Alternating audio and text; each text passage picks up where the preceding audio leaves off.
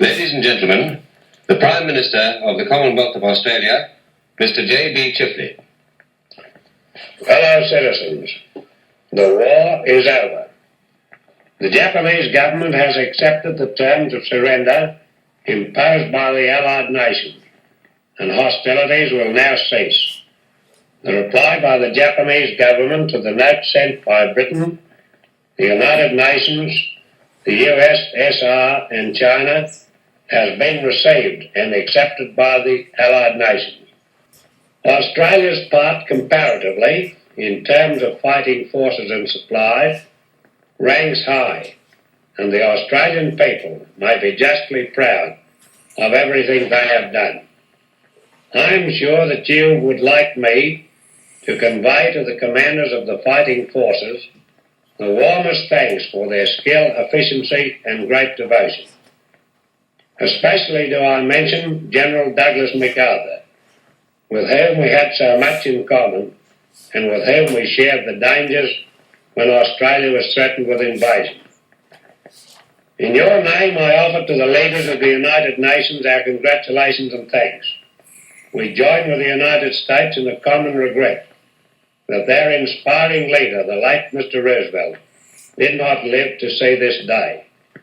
We thank his successor, President Truman, for the work he has done. Australians too will feel their happiness tinged with sorrow that another man who gave his all was not spared to be with us today. That man was John Curtin. To Mr. Churchill, Generalissimo Stalin, and Generalissimo Chiang Kai-shek go the unstinted thanks of free people everywhere for what they have done for the common cause.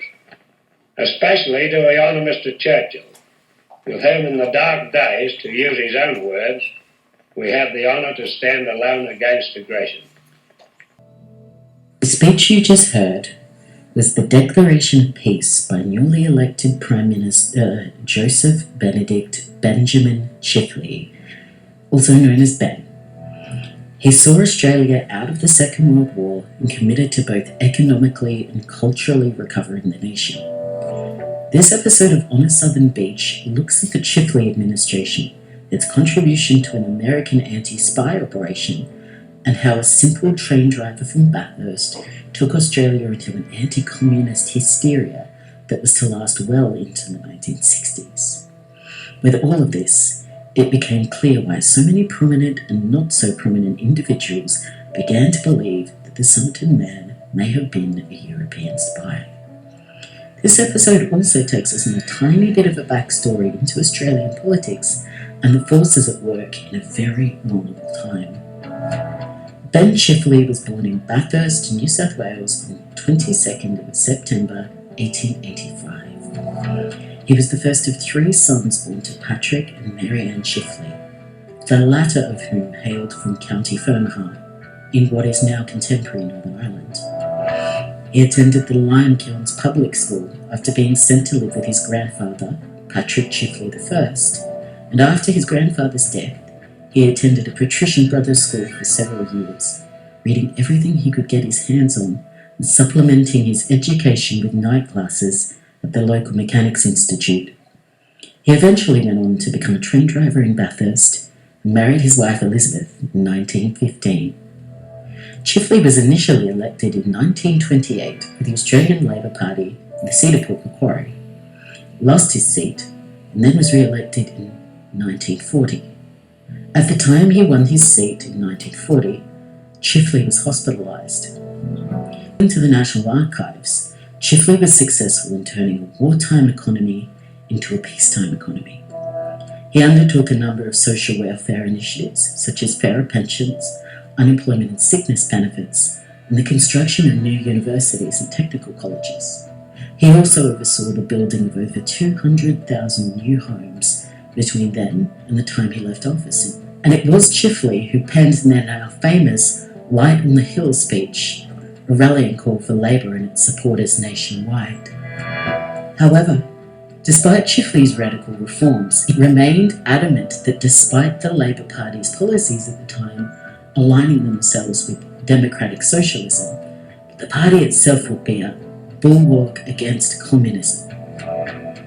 Eventually, the Communist Party would be banned after a referendum held under Chifley's predecessor, Robert Menzies. But the scene was set far before Menzies took office. During the year the Sumerton man was found, and just prior to Chifley's election loss to Menzies, the Cold War became bitter in Europe.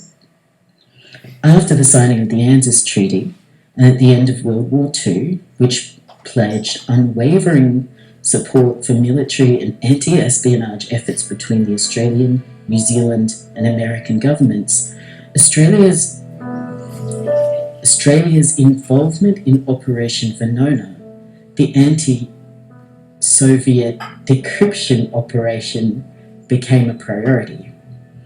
Operation Venona began as a way of deciphering Russian code, which targeted known operators communicating that way.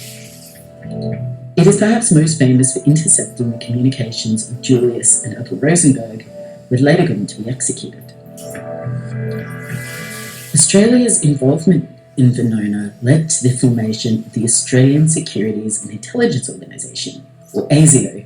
However, when Venona information was given to Chifley, indicating the presence of Russian spy networks in Australia, he became immediately convinced. His position was solidified further when Walter Seddon Clayton, a CPA official, was discovered to be a chief organizer of Soviet intelligence gathering.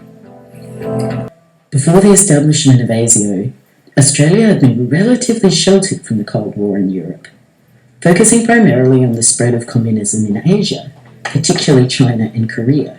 The geographical isolation from Europe meant Australia had not suffered as much of the Red Scare as the United States and to a lesser extent Britain. Suspicion and paranoia began to take hold, where once there had been peace and mutual cooperation.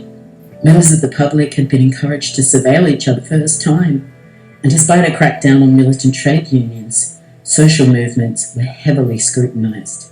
Australia had become well aware of the looming spectre of communism in both their government and their personal lives. So how does this all come together? What was it about the Sumerton man and the growing linkages with communism that led many to believe that he was a spy? You see, when we dig a little deeper, it's clear that government rhetoric as it was, theories could abound with very little evidence to support them. Let's take a look at the most prominent ideas that linked the Sumerton man to this Cold War in Europe.